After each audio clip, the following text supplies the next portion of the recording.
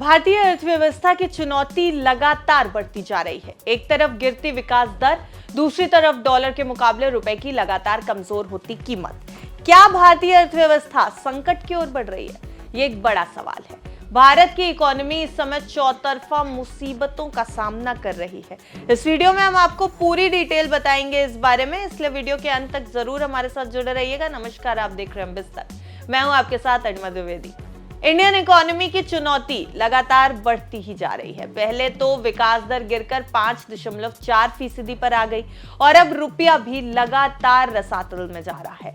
Dollar के मुकाबले रुपए में आ रही गिरावट का चौतरफा नुकसान हो रहा है। रिजर्व बैंक चाह कर भी इसमें आ रही गिरावट को थाम नहीं पा रहा है।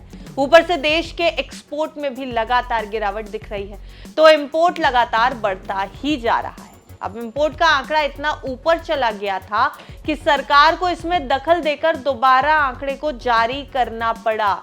आखिर इन सभी मुसीबतों का कारण क्या है और इससे निपटने का रास्ता क्या है? इस समय यही सवाल हर तरफ है।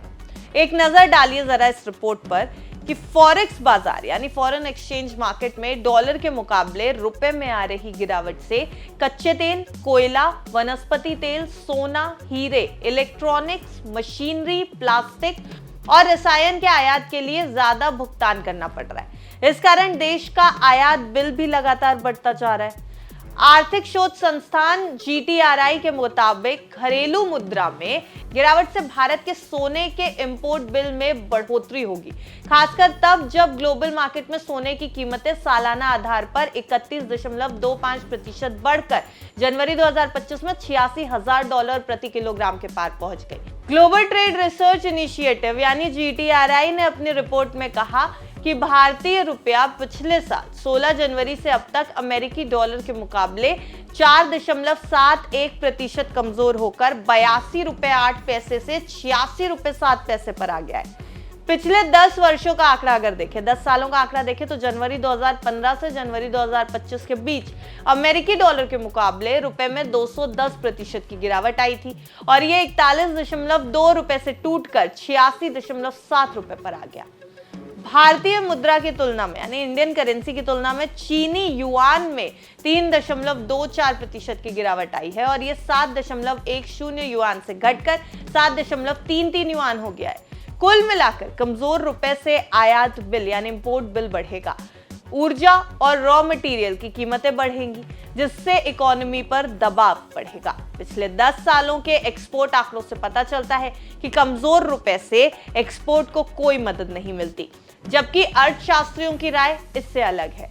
आम राय यह है कि कमजोर करेंसी से एक्सपोर्ट को बढ़ावा मिलना चाहिए, लेकिन भारत के दशक भर के आंकड़े एक अलग कहानी बयां करते हैं। उच्च आयात वाले क्षेत्र फल फूल रहे हैं, जबकि कपड़ा जैसे श्रम गहन कम आयात वाले उद्योग लड़खड़ा रहे हैं। 2014 से 2024 तक के ट्रेड आंकड़ों पर अलग नजर डालें तो ये अलग कहानी बताते हैं। 14 से 24 के ड्यूरेशन में कुल कमोडिटी एक्सपोर्ट जो है उसमें इजाफा हुआ। इलेक्ट्रॉनिक्स, मशीनरी और कंप्यूटर जैसे उच्च आयात वाले क्षेत्रों में बहुत अधिक तेजी देखी गई।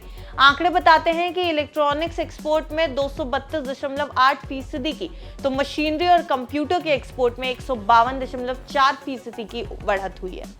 कुल मिलाकर भारतीय अर्थव्यवस्था के लिए अभी चुनौतियां बढ़ती हुई दिख रही हैं। आपका इस बारे में क्या कुछ कहना है? आपको क्या लगता है? एक्सपोर्ट के आंकड़ों को लेकर के क्या कुछ लगता है? इंडियन इकोनॉमी को लेकर के आपके क्या विचार हैं? हमें कमेंट सेक्शन में जरूर बताएं। अगर आपको ये वीडियो और ये जानकारी अच्छी लगी हो तो वीडियो को लाइक और शेयर जरूर करें और बिजनेस जगत की हर छोटी बड़ी खबर से अपडेटेड रहने के लिए बिस्तक को सब्सक्राइब करना बिल्कुल ना भूलें। देखते रहिए बिस्तक।